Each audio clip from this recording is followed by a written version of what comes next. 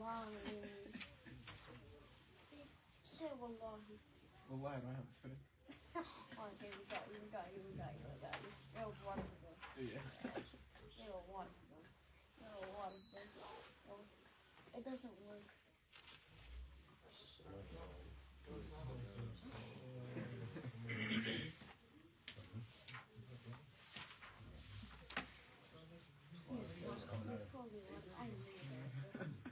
It's not done.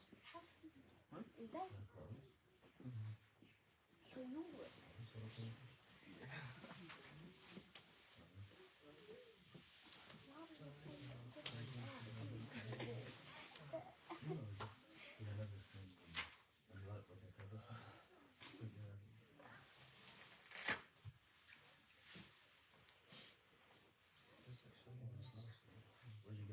No, it's a bag. I just pulled the whole. السلام عليكم ورحمة الله وبركاته. إن الحمد لله نحمده ونستعينه ونستغفره ونعوذ بالله من شرور أنفسنا وسيئات أعمالنا من يهده الله فلا مضل له ومن يضلل فلا هادي له وأشهد أن لا إله إلا الله وحده لا شريك له وأشهد أن محمدا عبده ورسوله. أما بعد فنتابع القراءة في كتاب الأدب المفرد للإمام البخاري محمد بن إسماعيل رحمه الله. كنا في المرة الماضية ذكرنا من أبواب الأدب أن من سقي الماء هذا صدقة. من سقى امرئا مسلما ماء فهو له صدقة. واليوم نقرأ في باب السباب. We're reading from the book of manners for Imam Bukhari, and we mentioned how he had categories of good manners. Last time he was talking about even giving a drink to somebody, this is considered charity. Now talking, he combines sometimes good manners, sometimes bad manners to avoid. Now he's talking about when people call others names. باب المستابان ما قالا فعل الأول. This is a chapter about when two people start calling somebody's names, then it will come back what they said on the one who started it. حدثنا إبراهيم بن موسى قال أخبرنا إسماعيل بن جعفر قال أخبرني العلاء بن عبد الرحمن عن أبيه عن أبي هريرة عن النبي صلى الله عليه وسلم قال المستابان ما قالا فعل البادئ ما لم يعتد المظلوم.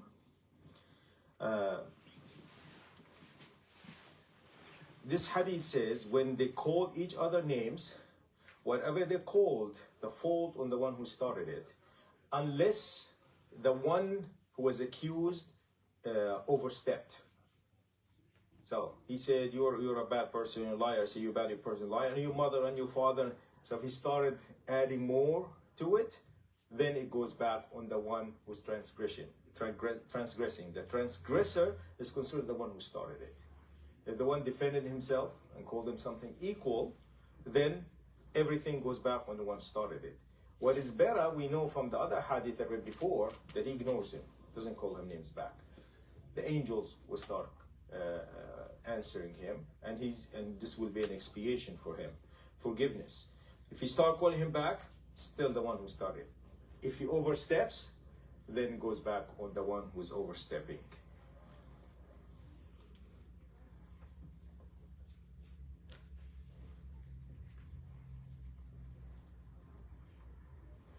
وقال النبي صلى الله عليه وسلم أتدرون ما العضة؟ قالوا الله ورسوله أعلم. قال نقل الحديث من بعض الناس إلى بعض ليفسدوا بينهم.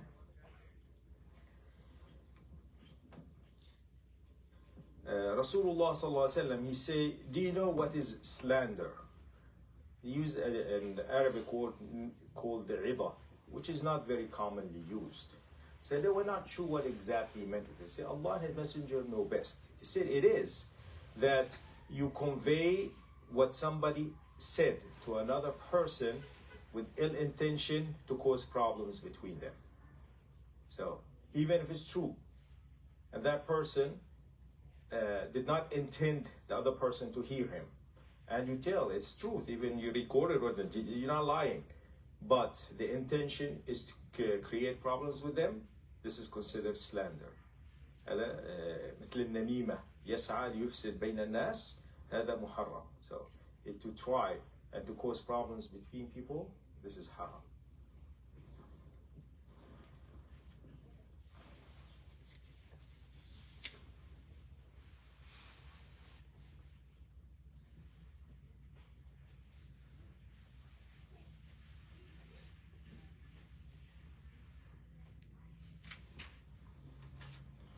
وقال النبي صلى الله عليه وسلم إن الله عز وجل أوحى إلي أن تواضعوا ولا يبع بعضكم على بيع بعض. In this hadith, Rasulullah صلى الله عليه وسلم said, Allah has inspired me to tell you that you should be humble with one another, and one should not oversell or try to compete with his brother in his trade.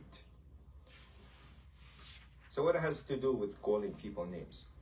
This is under the chapter of calling names. This is what caused people to call out somebody's names.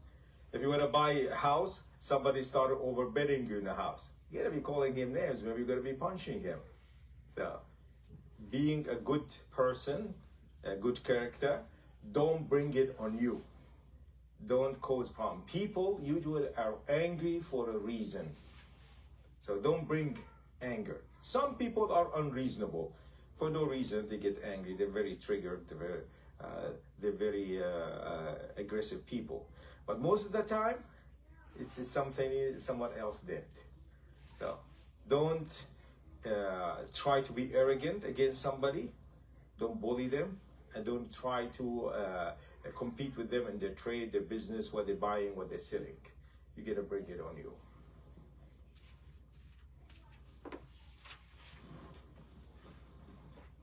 باب المستابان شيطانان يتهاتران ويتكاذبان. Now this is a chapter telling you that people call each other name are like shaitan, two shaitans, that they are talking nonsense and they lie.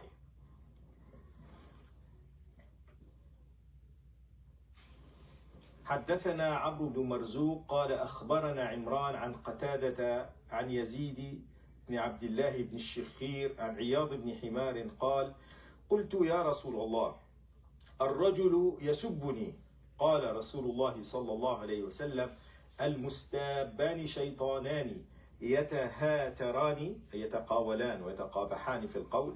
الهتر هو الباطل والسقط من الكلام. شيطانان يتهاتران ويتكاذبان.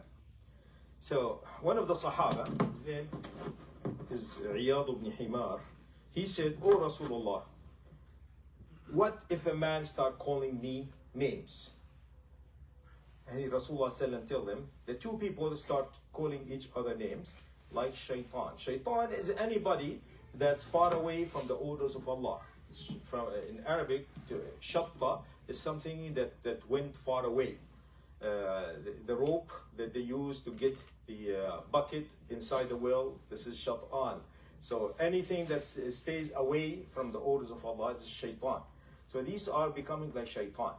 They're going to be talking nonsense and they're going to be lying once they start. That is, he's advising him, don't answer him. Don't be like him. Once you start doing it, you're going to be lying. And from the other hadith, at some point, whoever's on transgress, everything go back to him. You don't guarantee yourself when you're responding to him that you're going to overstep.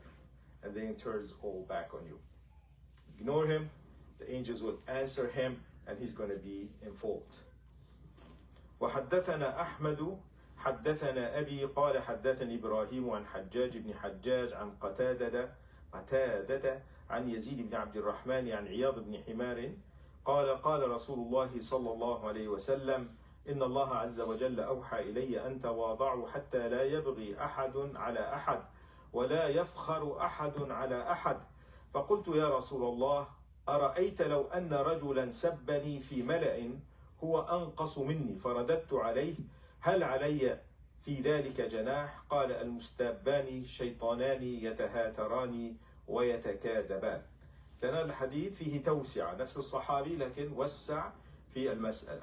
So the second hadith is the same narrator, same sahabi, same incident, but they give you more context into it. So Rasulullah ﷺ told them, Allah has inspired me that you should be humble. Nobody should be arrogant and see he's better than somebody else. Don't show pride over anybody else.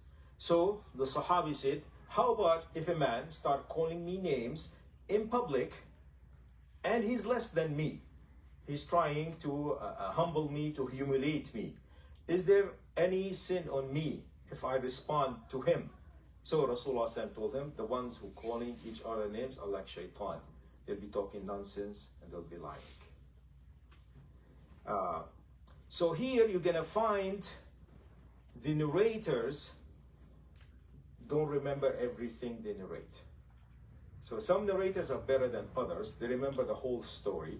Some of them remember the context, the most important part of the story. And that's why the ulama have said that the hadith is narrated usually by as close as they can to what they remember. It's different from Quran. Quran is word for word, letter for letter, nothing is dropped. The hadith could be sometimes be conveyed in meaning. From the same narrator, from the same incidents, you might have a little bit slightly different. Is there a contradiction between the two? No. One was give you the short version, one gave you the long version. So there's no contradiction between them. And and from this they have a ruling زيادة الثقة مقبولة, that when you have a hadith that comes in one chain of narration and you have another narrator who's trustworthy and he narrated it with an extra, the extra is still accepted. You just don't say, oh, this hadith was narrated by so much famous alim, he didn't mention this. But the one who added it is also trustworthy, is accepted. Here Imam Bukhari is showing us some of his craftsmanship in hadith. So he brought you the both narrations. He could have just brought the long one, and that will be enough. But he's bringing it from different aspects. So in case you read it in one book of hadith, the short version, now you know the long version. Both of them are authentic.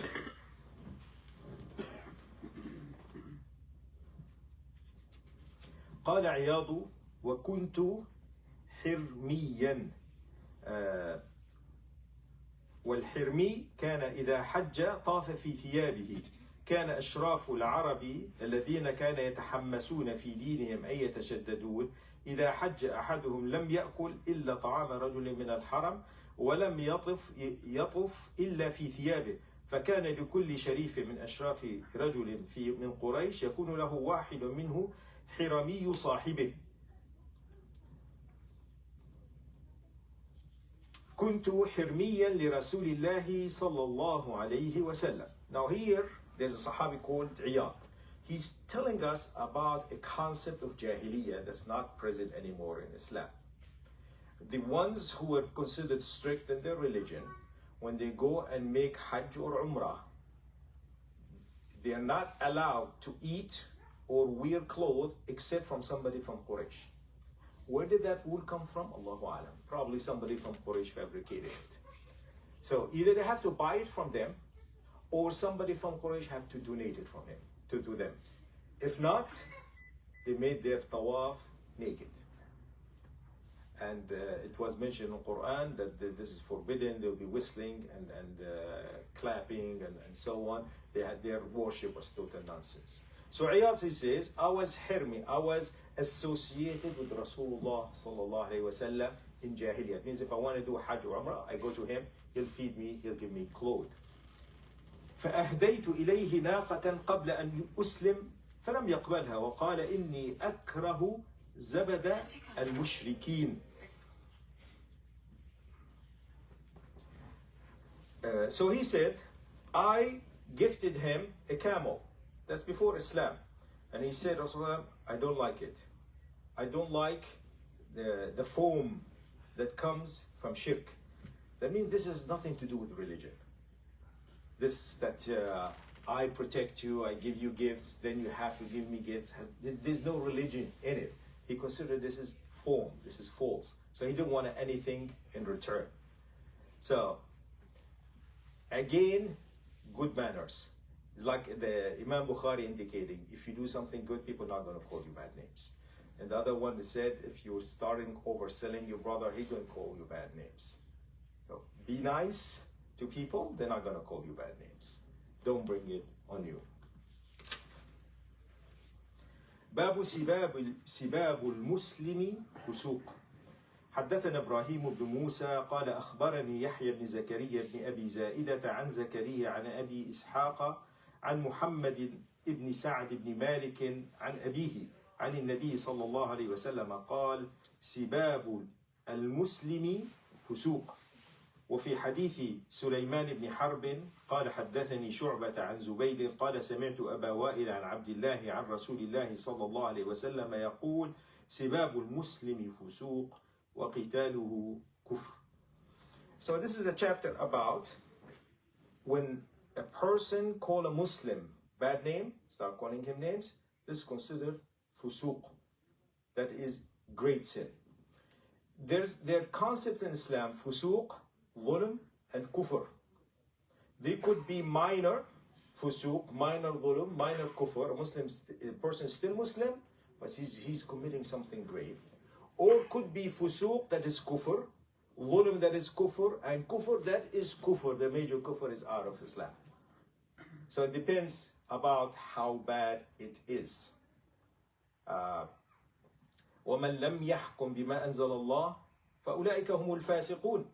It was mentioned 3 times that whoever doesn't rule by the orders of Allah, fasiqun, ظالمون, and kafirun. So it depends on the context of it. What's the intention and how they do it, what the results of it. So those who reject intentionally the orders of Allah, they think their way is better or somebody else is better, so their fusuq, their dhulm, their kufr is major, they're not Muslims anymore.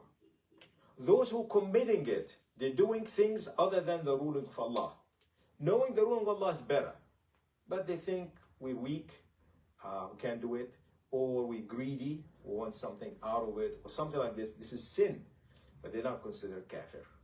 It's like the same thing, somebody drinking alcohol, knowing it is wrong, you say, I'm addicted to it. This is haram. I know I'm addicted to it. I try my best not to. Somebody drinking it and saying there's nothing wrong with it and promoting it. Even if promoting it without drinking it, it's kufr. If you say, oh, there's no override, drink and do drugs and whatever you want. So, if they think the orders of Allah should be taken easy, you should ignore them, this is kufr. If they know it is the right thing, but out of their weaknesses, they're doing it. And this is what a lot of the extremists in the Muslim world fall into.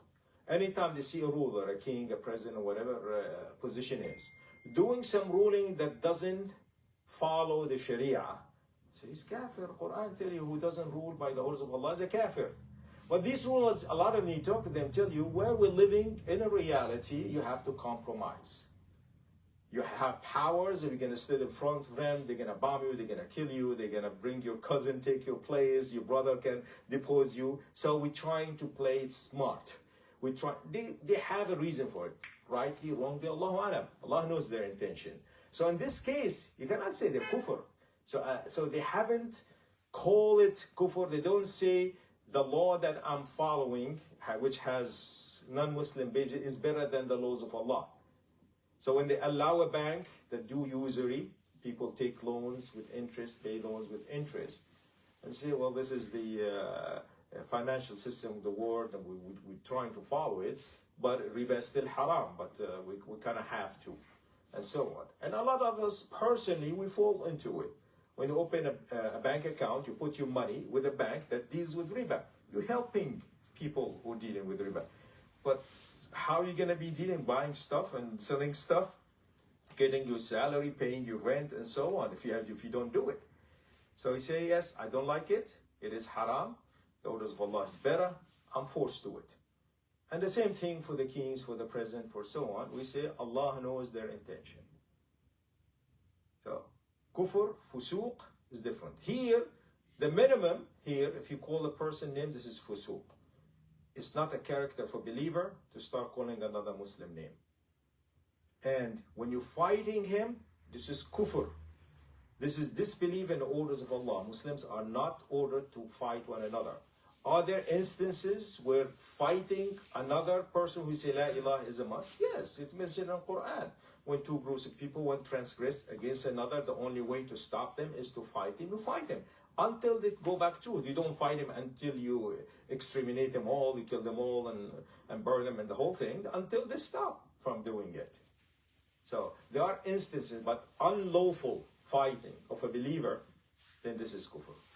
Because this is the excuse that you'll find some of the Khawarij who declared all the Sahaba kafir.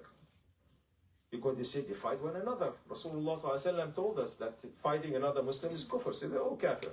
And they killed Uthman, they killed Ali, they tried to kill Muawiyah, and they tried to kill everybody that came after them. They said they're fighting another Muslim. Both of them are kafir. Without looking at the context that every one of them had no intention to fight another. There was circumstances which led to it. But the general rules still apply. You as an individual, you don't call another Muslim bad name. You don't initiate fighting with another Muslim. Defending yourself, you have the right to defend yourself. Somebody say La ilaha illallah, comes to your house with a gun, want to steal stuff from you, want to hurt you and your family. You're going to fight him. You can say La ilaha illallah 1,000 times. You have the right to defend himself. But you don't initiate fighting with another Muslim, especially for dunya. If you're a soldier in the army wants to invade another country to take their oil or their gold or whatever it is. They want to depose their king, they become king. You don't involve that. This is dunya. You would not kill another Muslim for that sake.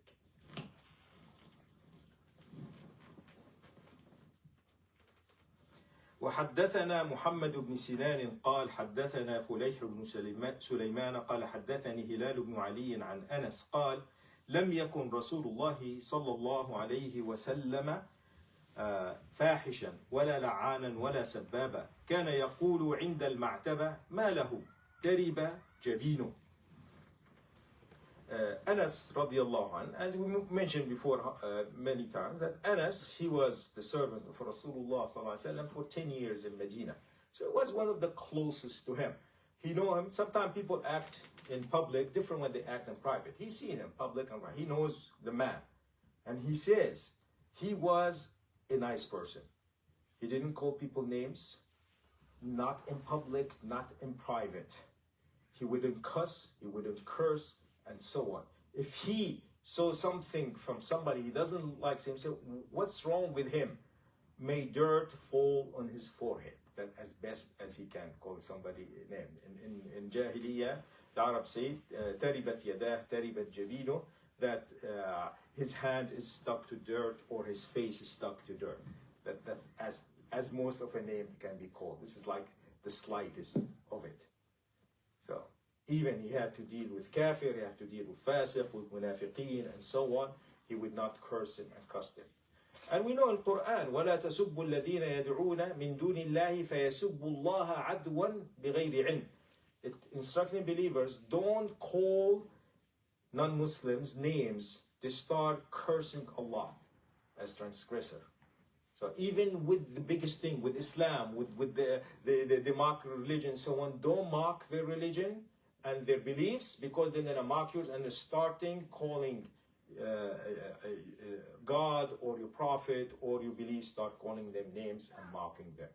So don't do it. So this is good manners.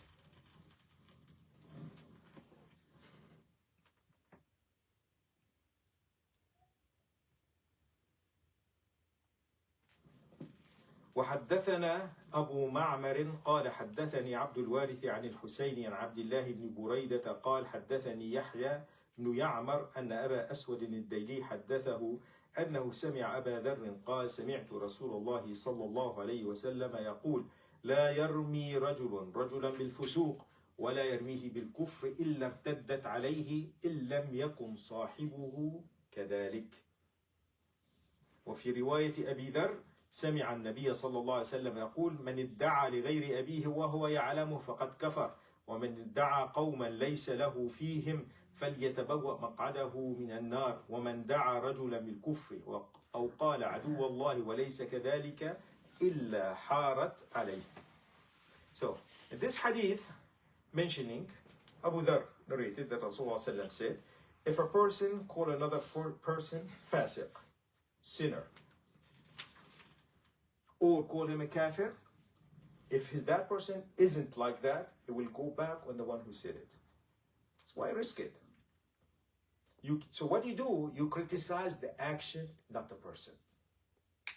So if you see somebody doing, let's say, promoting alcohol, we see a lot of Muslims here, they own alcohol shops. Say this is haram. A person should not be selling alcohol even to non-Muslim. Should I call that person fasiq, kafir, and so on? No, I don't. So his actions are wrong. Now, if that person comes and they want to be my business partner, I'm not going to do business with him, somebody selling alcohol. If he's come and propose to my sister, to my daughter or something, I'm not going to give that person my sister and so on. So there's a ways of calling them names or dealing with them. If you see something apparent that is wrong, it is wrong. You call it is wrong, is wrong. You don't have to be his best friend when he does that. And in the other hadith, gives you more expansion, where Rasulullah ﷺ, he says, whoever claim that he's the son of another person other than his father, and he knowingly do that, this is kufr. And whoever claim that he belongs to a group of people, a tribe, and so on, and he knows he's not part of them, he's going to be having a seat in hellfire. And whoever calls a man kufr, that he's a kafir, or an enemy of Allah, and he's not, it will turn back into him. So, a lot of people think that this is being brave and honest. I'm not afraid. I'm going to call this person kafir, this king kafir, this president kafir, this, and this, and they start calling people right and left kafir. What good will come out of it when you do that? All what you did, you brought something on you. It might come back on you. Or some stupid person will hear you and going to try and bomb and kill that king or president or do something stupid. Nothing good will come out of it. So, watch what you say, because it can hurt you personally if what you're saying is wrong, or even if it is right and it leads to a wrong action from another person, you're responsible for it. So a lot of people say, why are the ulama coward? Why are they sitting there and they have the kings bringing non-Muslims, they're stealing the money of people, they're imprisoning them, and they're allowing alcohol, they're allowing this and this. Why are the mashayikh, the ulama, and the scholars quiet about it? Why they don't call them as it is? They're fasiq, they're kafir, and so on. What good would come out of it if they do that? They're going to just stir up problems without good intention. Do they have the responsibility to talk to the kings and president, advise them that this is wrong? Yes, they have that responsibility. Do they have to do it in public? No. The wise way is to do it in private. Because in public, all what you're doing is stirring the masses, the uneducated, the ones that are easily manipulated into doing actions that are wrong. And this is what you see. Manipulative people will start, well, the public figures, we're not afraid, we're going to do this, we're going to do that. And they end up most of the time, either they are agents to enemies of Islam and they want to stir up problems, or they themselves are just reckless and they cause problem to themselves and everybody else. They need to advise the kings and presidents and so on, and whenever they have a chance. If they have the ear of them. They don't have the ear of the people in power, they try to advise their advisors. So if you know somebody who's not able to get to the king and so on, but you know his son, talk his son, talk your father, that he need to think about his akhirah. He can be king for 10 years, 20 years, 50 years, but he doesn't meet Allah. Is he ready? Does he have an excuse in front of Allah for the things that he's done? And so on. We know from history, when people started criticizing Uthman, radiallahu anh, they criticized him because he started having some leaders of the tribe of Quraysh from Bani Umayyah, having a lot of important positions in the government. And some people thought that this is a way that you're favoring your family. And they were wrong with that, because a lot of them were appointed by Abu Bakr and Umar, and they've proven their worthiness. So there was no point of it. So somebody came to one of the Sahaba and said, why don't you advise Uthman about it? He said, you think I don't? Do you think every time I advise him, I'm going to come outside and say, oh, people, I talked to Uthman, I told him this and this and this, I stood up for him? No, I'm not going to do it. And I remember Sheikh ibn Uthaymeen and Sheikh ibn Baz, rahimahumullah, they were talking about it. They said, yo, you've seen the king standing with the Westerners when they invaded Iraq and so on. Why don't you go and talk with the king? It is haram to support a non-Muslim against a Muslim. Say, do you think we did not talk with him about it? Do you think for us we have to prove to you and we have to do it in public and every time we sit with them we'll tell you that? We're not going to do that. Nasiha and advice, it should be done in private. Public is just, you're exposing, you're stirring up problems with no benefit out of it. And the same thing when you do in our small community, you advise somebody in private, you're not going to be exposing them in public. Now, question regarding to the person claiming to be from a certain tribe, Mhm. then they're not. Does it also apply when the woman marries a man, then they change their surname either willingly or against their wish?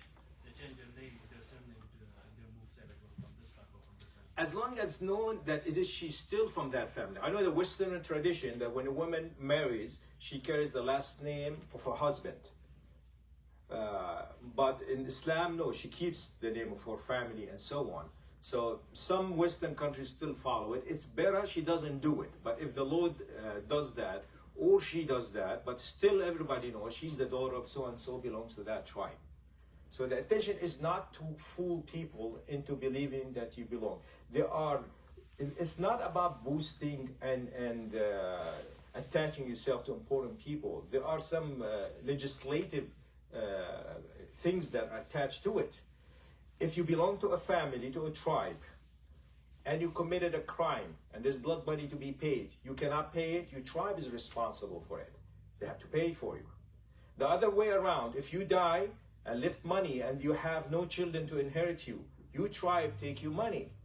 So there is something attached to being part of that tribe. Now, if you claim to be a son of a certain family, of a man, that means his daughters and his sisters are your daughters and sisters. You're not allowed to marry them. And you're allowed to enter to them and they will be exposed to you without wearing hijab. So if you're not, you're cheating and lying. So there's a lot of legislations attached to it. It's not about just boosting and calling yourself names, so and so. And that's why adoption in Islam is prohibited. You can foster somebody, you can take care of them, you can raise them, but they still belong to their family. Zayd, when he was enslaved from his family, when he was young, he was stolen, he was sold to Quraysh as a slave. Khadija bought him, and then she gifted him to Rasulullah sallallahu alaihi wasallam. He freed him, and he was a young boy. He adopted him as his son. They started calling him Zayd ibn Muhammad. Then later on, his family was looking for him. They found him, and they told him, and he remembered him. He was kidnapped young, but still old enough to remember them. He knew his father, knew his uncle, and Rasulullah sallallahu alaihi wasallam gave him a choice. Do you want to join your father and uncle? Do you want to stay with me? He said, no, I want to stay with you. He made that choice. Then the ayah of Quran came that you call people to their fathers. So stop calling him Zayd ibn Muhammad. He was calling him Zayd ibn Haritha. So that means the daughters of Rasulullah sallallahu alaihi wasallam, Fatima and Kulthum and Ruqayya and so on, they're not his sisters. So in front of him, they still have to wear hijab.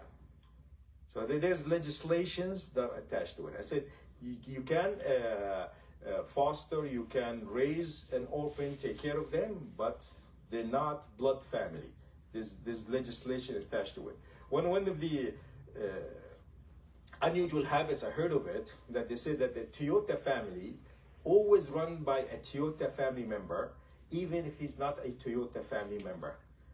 So when they're saying that, I think either this president or one before him of the family, his daughter was not interested in running a business. He had only one daughter. So he picked the best engineer in the Toyota company. He adopted him as his son. And he was like 30 something. He's not like a young boy. And formally, he became a Toyota. Why he wanted to do that? Now he's responsible for the rest of the Toyota family. All the uncles and nephews and so on. He's going to run the business well and make sure that if he was an outsider, he might come a point and will neglect them. Now they adopted him, his family gave him his name. In Islam, this is not allowed. So, calling yourself to other than your name, other than your tribe, is not allowed in Islam. One should not be ashamed of any family that comes with. Ikrima ibn Abi Jahl. Everybody call him Ikrima ibn Jahl. Ikrima, the son of Abu Jahl. And he cannot be ashamed. His father was not a good man. He's going to hellfire. But he's not going to call himself another name. He's Ikrima ibn Abi Jahl. And he was Sahabi, we say, radiyallahu anhu. That's one of the objectives of the Sharia, is like protection of the nasab. It is, because there's a reason of it. It's not a concept by itself for no reason. There is a reason. As we said, there's legislation reason for it. To know who you belong to, what your family, and so on. And even if you don't know that person and you adopt them, if a person, his father is not known, they will say the son of his father, Ibn Abi, or the son of Abdullah. Of everybody is Abdullah. So, but he's not going to be your son. Even if he's found young, they found a baby at the age 1 or 2, nobody and people took him in, he cannot be. Now, one way around it, if he was a baby, still needing to be nursed, and the mother nursed him and gave him milk, when he needed it, then he becomes a son in nursing, in milk. Foster mother. Yeah, yeah. So في الرضاعة, be his son in رضاعة and brother in رضاعة and so on, the whole family. But he has to be really young, a baby. Gonna be done later on. So 2 years and younger.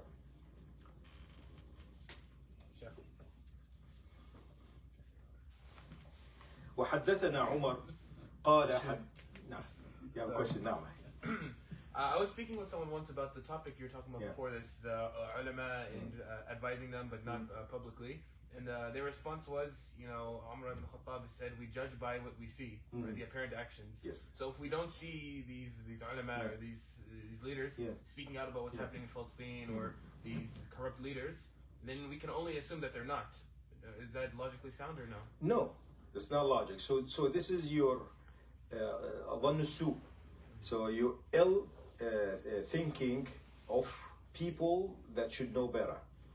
We're not talking about a common person. We're talking about an alim who studied Quran, who studied Hadith, studied Sharia, and you think him ill because you don't hear him saying the things you would like to hear.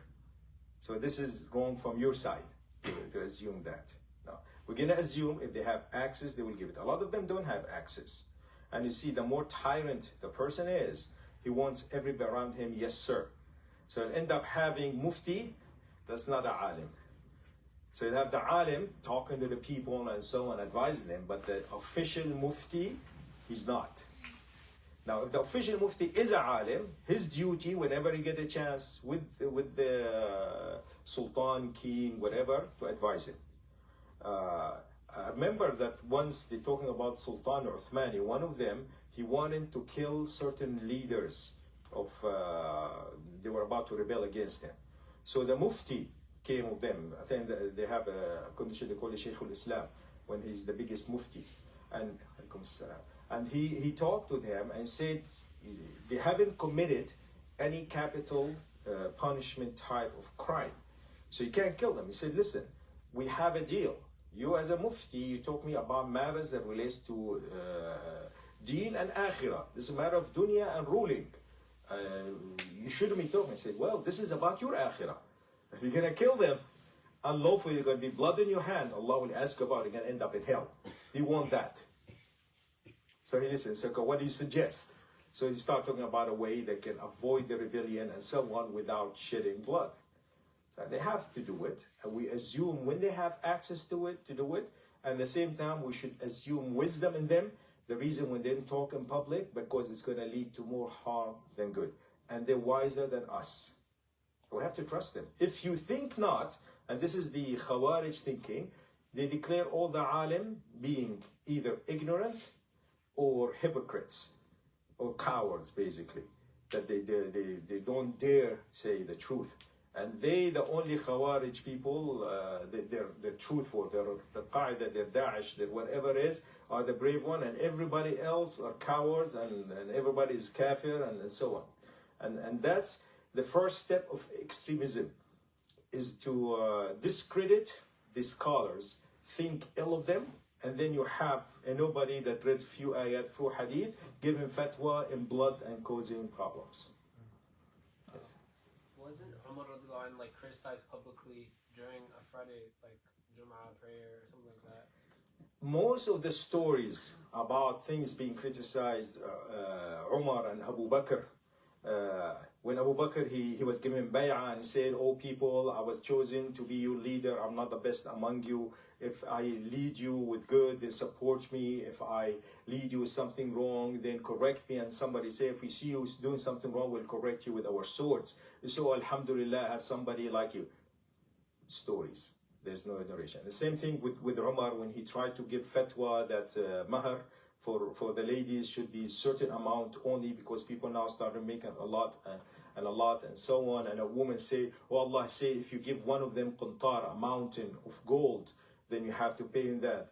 Allah says qantar, a mountain of gold, and you want to make it small amount. So yes, a woman was right, Umar was wrong. Story. Nothing behind it. Yes. Now, it depends also who you're talking with, how it's going to be it. When somebody talked to Umar, and Umar accepted from him, it's not going to lead to fitna and people rebel against Umar. But another time, another place, it might. There is one narration, authentic narration, after the fitna between Ali and Muawiyah was settled, and the Khawarij killed Ali, and then Hassan, he gave bay'ah to Muawiyah. And there was peace, not anymore. And Muawiyah gave a khutbah. He said, now that there is peace, we're leading this ummah, and we are the one worthy of it. And Abdullah ibn Mas'ud and Abdullah ibn Umar were sitting there. They're about to stand up and say, "No, Ali and his son more worthy of it." But out of his kindness, because he wanted peace, Hassan, he didn't. But then he sat down. The other one grabbed him and said, "Fitna just stopped. Don't stir it again for a word. It's not going to bring anything. Just to set the record straight is not worth it. There's still blood that's still warm, swords that are ready, they're waiting to be ignited." So one should be careful. Even the word is correct, not to say it leads to harm. "Man kana yu'minu billahi wal yawmil akhir falyaqul khayran." So whoever believes in Allah and hereafter, let him say what is good, not truthful. Sidqan, khayran. It's going to lead to something good. So even if it is sidq, true, but will lead to evil, you don't say it. Yes. Aw liyasmut, or you keep quiet. You don't lie. You don't have to lie. But if the true word you're going to utter going to lead to wrong, you don't utter it. Find the right way, right place of doing it, but you don't want to do it in public and stirring problems. And this is Aqidat Ahlus Sunnah wal Jama'ah. We, as Ahlus Sunnah wal Jama'ah, believe all the Muslims are together, good and bad. We are in one nation. We're not going to categorize people, and we're not going to shun people. I'm going to call this is kafir, this is fasiq, and so on. We're all one ummah, we help one another. Some are stronger, some are weaker, some have more knowledge, some say, we are all one ummah. We might disagree a little bit in small matters of fiqh, and small matters and this and that. We're still one ummah.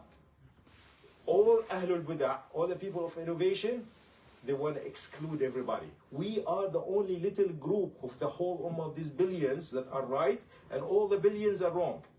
This is Ahlul Bid'ah. Whatever their Bid'ah is, Bid'ah in Aqidah, Bid'ah in Ibadah, Bid'ah, whatever it is, they're the only small group that's right. Everybody else is wrong.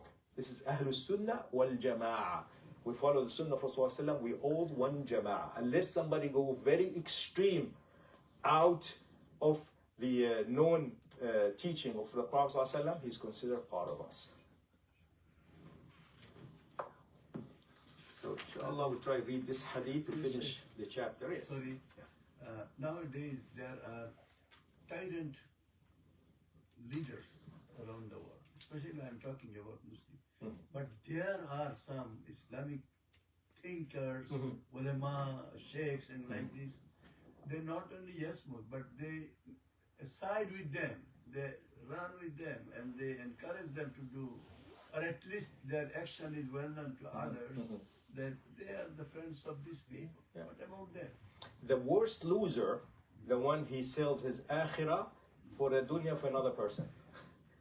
It's the worst kind of losing. It's not like you're selling your akhirah for your dunya, you're selling for somebody else.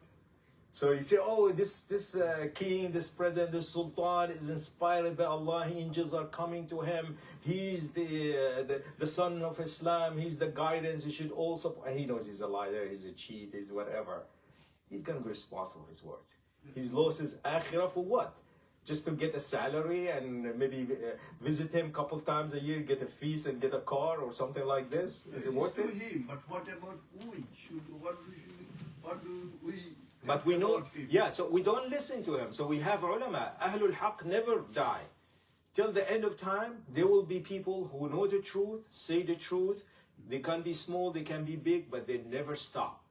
All the Muslim world, whoever tells you there's no true alim left, he's the one who's doomed. There's always ulama that will carry that religion truthfully. They might not be the prominent one, they might not be the one going on TV and so on, but the alim is there, though, who's seeking to find it, they will find it. Always, throughout history.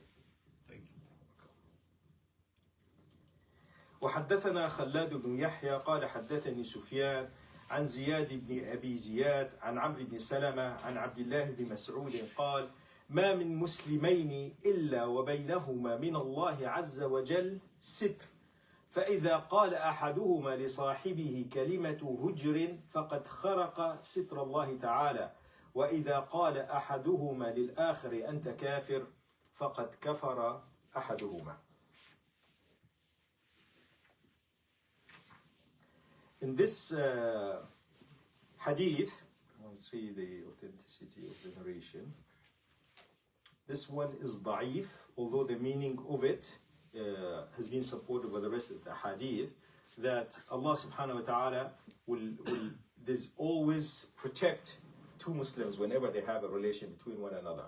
If somebody say a word to offend the other one, he's the one that broke that protection from Allah subhanahu wa ta'ala. As one of them call another person a kafir, one of them becomes a kafir. Either the one saying it or the one who falls upon it. The chain of narration is weak, but the meaning of it is correct.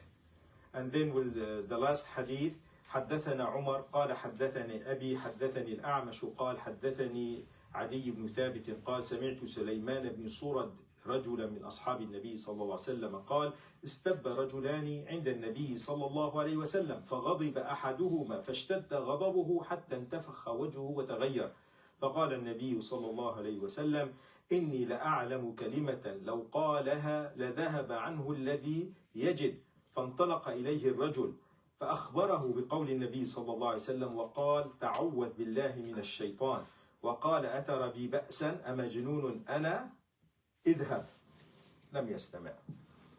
So the hadith report, there are two men in front of Rasulullah sallam. They start arguing, start calling each body name. One of them got so angry, his face was swollen with redness, and you can tell he was like full of rage. So Rasulullah sallallahu alaihi wasallam, he said, I know there's something, if he said, then what he's feeling will go away.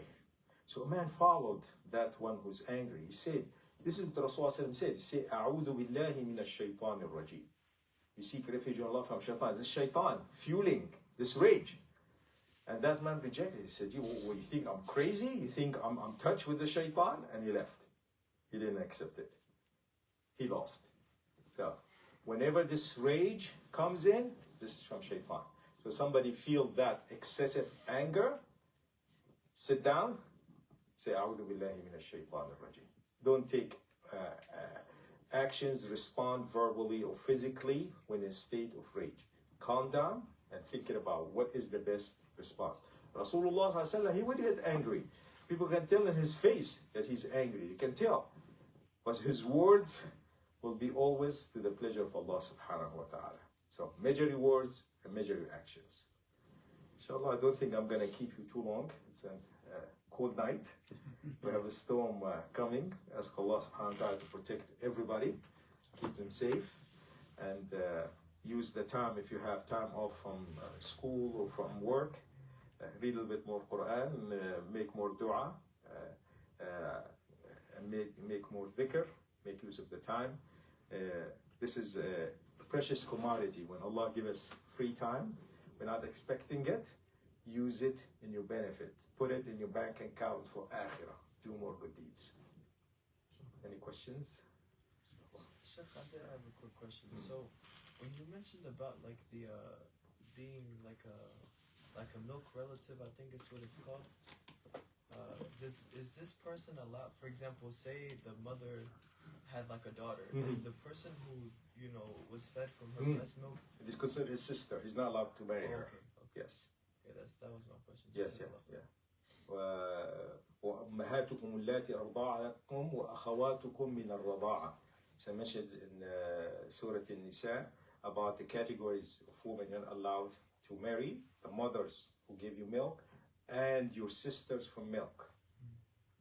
So it expands the category. Sister, as you said, but that sister is not real sister. Still, it is haram. Yes, to haram. marry her. Yeah. They cannot inherit one another and so on. But when he go and visit, she doesn't have to wear hijab from him. But he's not allowed to marry her. And that was a common practice in the old times before they had formula milk.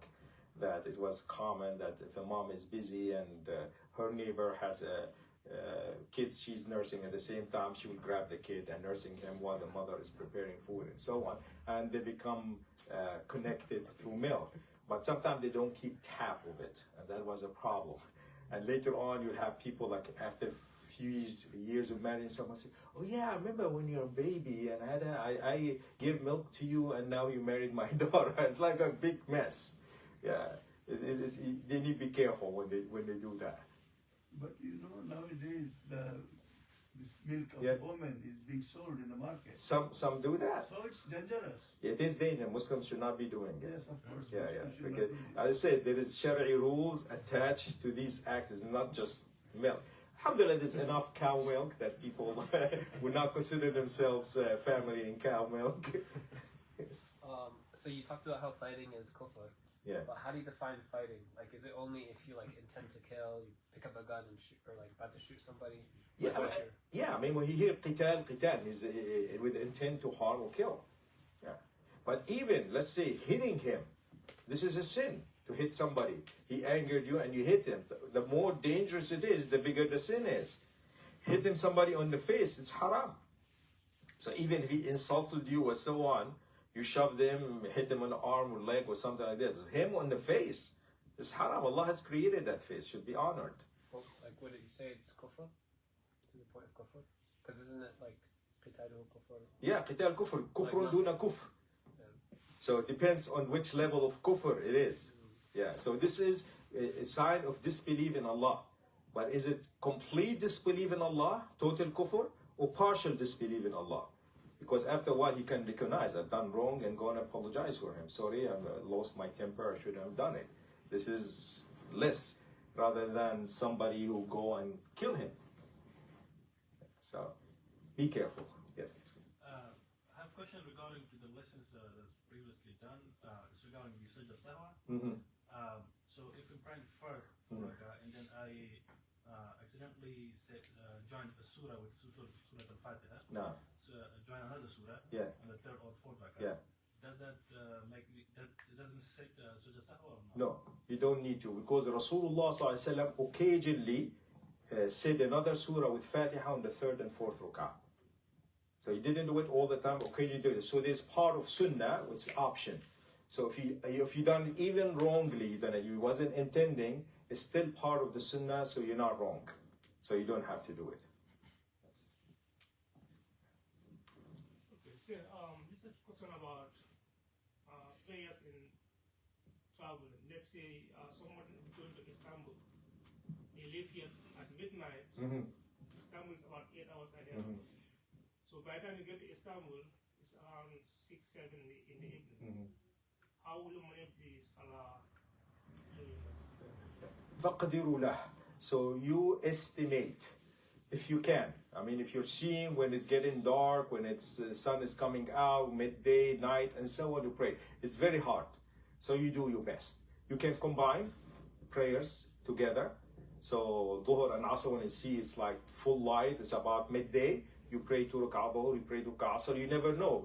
The day could be only 2-3 hours. Sometimes it's going so fast when you're going from west to east. The day becomes very short. So you pray, and then it gets dark, you pray Maghrib and Isha, because you know by the time you arrive, it might be Fajr there. So you do your best. It's an estimation. Ground timing. The main thing is ground timing. Yeah, if you're able to do it. Sometimes they tell you if you're flying over London, you say now it's in London 1 o'clock. Okay, all right, 1 o'clock, it's Dhuhr time, I'll pray Dhuhr and maybe I'll pray Asr. Sometimes they don't, and you might be asleep. So if you wake up, whenever you wake up, the prayers that you missed, you prayed. So it happened, you went with the plane, left midnight, you slept, you woke up after 6 hours, sun is bright. You missed Fajr, maybe it's dark again, you missed Fajr, Dhuhr and Asr. You pray Fajr, Dhuhr and Asr. So you can wait until you get to your destination and pray it all. It's better to pray it on time. Praying on time take precedence on praying it properly, unless you still have time. Let's say you arrive there 6 p.m. You can pray Maghrib and Isha and sunset, say, let's say at 5 o'clock. So you still pray Maghrib and Isha properly on the ground, you do that. But if you're going to be missing Dhuhr and Asr, you pray Dhuhr and Asr in the plane on time rather than waiting on land to do it. So you do it on land as long as you have time. But if you don't, praying it on time more important. Inna salata kanat ala al-mu'minina kitaban mawquta. So even in times of battle, you pray as you fight. If the time of prayers, you're gonna miss it.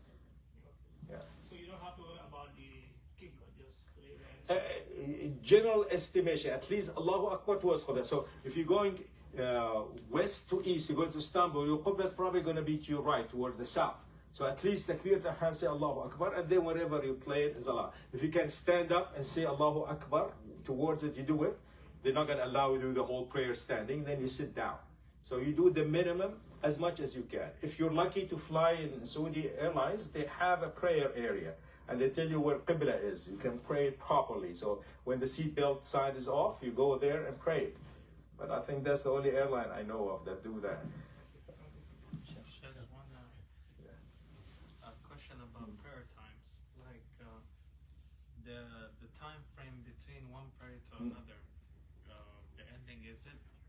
And I know it comes with the exception maybe for Maghrib, or is it from Adhan to Adhan? It depends. So Fajr, yes, from the crack of dawn till sunrise. Earlier is better, but it's not till Dhuhr time, until Adhan al-Dhuhr. Dhuhr time from high noon, when it breaks from the zenith, from high noon until Asr time. Any time is acceptable, earlier is better. Asr, the same thing, but you shouldn't delay it intentionally unless you don't have to. When the sun starts turning orange and red, it is makruh that intentionally do it, but still allowed. Let's say for some reason you got busy or sleepy or whatever, you just remember, as long as it didn't set, you pray it. Maghrib, earlier is better. In some madhahib, you have to pray within the first 10-15 minutes. The time of it doesn't go all the way to Isha. But Allah, it's the same thing. And Isha time is not till Fajr, it's till midnight. So it's not exactly for every prayer, but always try to do it earlier rather than later. You get more ajr with it. And I heard that, for more about the Isha one, is it like 2 hours after the original time when they say midnight, for example?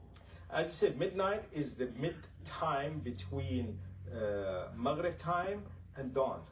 So right now Maghrib time is 5:35, 5:40, and dawn time is 6:40. So we have about 13 hours. So you add 7 hours to it. And one of the brothers told me, whatever Dhuhr time, this is midnight. That's probably is. So Maghrib time is, Dhuhr time is 12:35 to 12:40, something like this. So you can expect 12:40 at night to be midnight. It's a little off because Dhuhr is a little bit after the true. Yes, true, yeah. So it might be 5-10 minutes. So you're gonna expect that true midnight is 12:30 midnight, not 12 an hour midnight. And because also of the time saving they have, it will change. So whatever is mid time between sunset and dawn time, in the middle, that's midnight. But a lot of people think it is still Fajr. So they might Isha time come and they sleep and wake up before Fajr like an hour or so and pray Isha, or they be, I don't know, playing video games or something. They get busy with it and they keep delaying it until 2 o'clock, 3 o'clock. They're saying it's still good. No, you shouldn't do it. You're praying it after the time. Can you respond to someone who says that Allah is not restricted in any space, or because we know that Allah affirmed for himself that he is above his throne. Yes. Now someone comes and he's trying to refute that, saying that no, we can't say that. There's a meaning. We can't take the literal meaning because there's a meaning behind that meaning. That Allah, he is all powerful and. I know. In the Ash'ari way, they're trying to say that Allah is beyond time and place, and you cannot assign him place. So when they hear that Allah is above his creatures, they think of it as a direction that he created, and then he's confined into the direction that he's created. Ahlul Sunnah wal Jama'ah say we describe Allah the way he described it, with the caveat that he doesn't resemble anything else. So Allah above the throne, but not like, you cannot imagine it like a human being sitting on the throne, needing it. If you pull it out from him, he's gonna fall, or he needs it, or something. Nothing. Or what we can say, if Allah did not describe himself being on the throne, we wouldn't know it. The only reason we know he's on the throne, because he said it, Ar-Rahmanu ala al-Arshi istawa. How? We say only Allah knows how it is done. And we shouldn't be asking about how. All what we say, we describe Allah the way he described himself. If he wanted us to say he owns the throne, but he's not on the throne, he would have told us that he's Rabbul Arsh al-Azim. Yeah, he's the Lord of the great throne. This would be enough for us. We wouldn't say he's on it, he owns it. But he says stawa, he said he's on top of it. So we say he's on top of it without needing it beyond everything else. Now the way you're going to think about it, this word of two things. Created the whole world. First heaven, second heaven, seventh heaven, and so on. And you have the kursi and you have the arsh. Everything is created. Anything beyond it is Allah. So Allah has nothing within anything that He's created. So it has to be described somewhere. He's outside everything that He created. He's above all His creatures.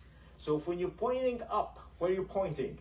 Above His creatures. So you are allowed to point. And the reason we know we're allowed to point, because Rasulullah ﷺ asked that young girl, when she was about to be freed, that, who am I? She said, you're Rasulullah. I said, where is Allah? She pointed up. He said, free her. She's a believer. So we wouldn't do that if we didn't have the tradition of the Prophet ﷺ doing it. We love Allah and we respect Him to the degree that we follow His word and the words of His messenger. We don't know anything about Allah if He doesn't tell us. وَلَا يُحِيطُونَ بِشَيْءٍ مِّنْ عِلْمِهِ إِلَّا بِمَا شَاءَ. The only thing we know about Him is what He told us. So we accept it as is, and we say it doesn't resemble anything else. The ones who are trying to take the meaning out of the word, they decided how, and they rejected it. They say, oh, if He's on the throne and He's sitting like a human being, has His arms on it, He's sitting on it, if you pull it from Him, He's going to fall, and we exalt Allah for Him. So they say, then that means He's not on the throne. It has a different meaning. He owns it, He overpowers it, He created it. They start making meaning. So they decided on the meaning, they rejected the meaning. Ahlul Sunnah wal Jama'ah, we say, we know overall stawa what it means, how it befits Allah. Since we don't know the description of Allah, He only knows it. And the only reason we're using these words because He described Himself. The way He described Himself, لَيْسَ كَمِثْلِهِ شَيْءٍ وَهُوَ السَّمِيعُ الْبَصِيرُ. There's nothing like Him. He's all hearing, all seeing. Doesn't mean He hears like us with ears, and if there's noises, you cannot tell noise from another. No. He's all seeing. Does He mean He's like us? He's got a wall He wouldn't see behind it? Is there too much light? No. all things in a way that befits him. So that's all what you need to do. You don't have to make logic. It is part of the arrogance of intellectual people to think with their intellect they're going to understand everything about Allah. We can't. So we have to accept our shortcomings as humans. We have limited knowledge. We only know what we're told. We told Allah on the throne, Allah is on the throne. How? We don't know how. That's Allah knows about it. So we have to accept, admit our weakness, and say there's a limit to our knowledge. We shouldn't go beyond that limit. Same thing about qadar. How Allah knows everything. He decrees everything. We're responsible for actions and so on. Allah knows the secret.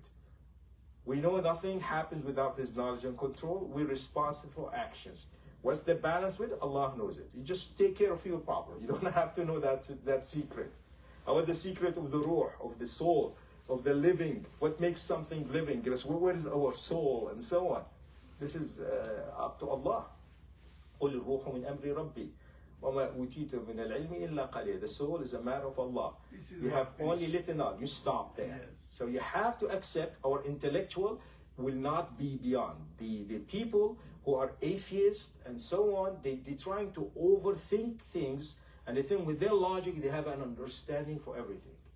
This is part of arrogance. This is what led Shaitan to be a kafir. He thinks he knows better. Allah knows better. We accept our limitation. We have a ceiling for things that we are about to ask. We should accept that Allah knows about it. He told us His own. How would we know about a throne? How would we in logic know that there is kursi and there is arsh and there is throne and there are 7 heavens? How would we know about it? We don't. Allah told us about it. Okay, it is there. How do we know about Adam and Eve and Shaitan and the gardens of Eden and so on? We don't know. Allah told us about it. How do we know about what happens after death? That there is another life. There is a reckoning and you go to heaven. We don't know. Allah told us about it. But we know with our logic that if there was no creator, there was no reward and punishment, life has no meaning. If we are like animals, we brought into life, we eat, we drink, we reproduce, we die. And there's no accounting of it. There's no point of it. Whether you live 5 years, you live 1 second, you live 1 day like a fruit fly, or you live 1,000 years like one of these creatures in the ocean, at the end you die. What's the point? Why should we buy? Why should we live for that? So we know by our logic, yes, the universe has a purpose for it. Allah told us the purpose. You obey Him, you lead a good life, you'll end up with eternal reward. Beyond that, we have to accept anything about the ghaib, unknown, that comes from Allah subhanahu wa ta'ala. الَّذِينَ يُؤْمِنُونَ بِالْغَيْبِ. So this knowledge of unknown comes from Allah to the limit that He will give us. And we stop there. The closest of creatures to Allah, the one that knows the best about Allah, is Jibreel. Right? He was there before Adam. He was there when all the prophets were given and so on. He doesn't know everything about Allah. He doesn't know about Ruh. He doesn't know about the Day of Judgment. The best of humans, the Prophet ﷺ, he doesn't know about the Day of Judgment. There's certain things he doesn't know about. Allah did not provide all His power and knowledge to anybody. He provided to the prophets things of the unknown, of things that happen, to a limit with it. So, and for us, definitely we have more limit. We're more limited. Yes. Just accept it. Or what we hope for. We don't go to hellfire. We don't get punished. I will be blessed, enter Jannah. That's the best we can hope for. And then, it's eternity.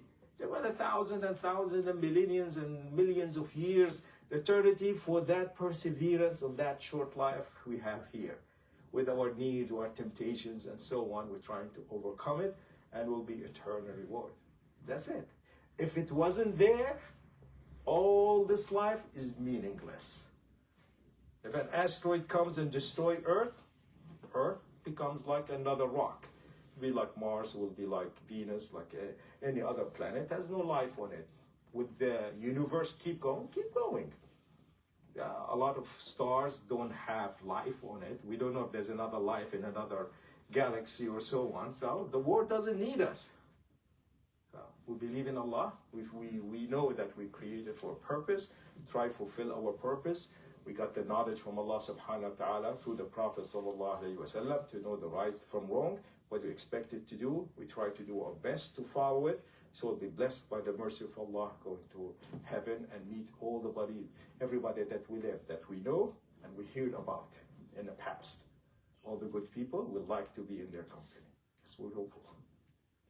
Sheikh, one question. It's not related to any of this, but so Hadith al-Qudsi, and then we have the Quran.